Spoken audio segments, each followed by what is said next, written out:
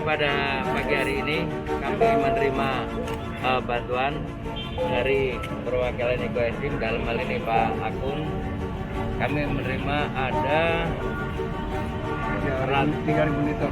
3.000 liter 100 jerigen. Jadi dalam 1 jerigen itu ada 4 liter. Ada 25. Ulangi, 25 liter. Nah, kita akan dari sini, dari Polda, kita akan mendropkan ke masing-masing Polres. Dari Polres kita mendapatkan 4 jerigen. Nanti Polsek pun kita akan dropkan ke masing-masing Polsek.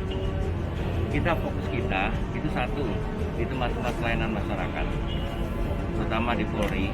Yang kedua, tempat-tempat umum, ya kan, perjalanan. Yang ketiga, tempat-tempat ibadah yang menjadi fasilitas umum juga. Dan ini menjadi concern kami supaya ini dilakukan penyemprotan, disinfektan, karena ini lebih ramah lingkungan. Jadi inilah kita pakai. Dan syukur alhamdulillah ini kami dibantu oleh dari perwakilan dari Ekoenzim.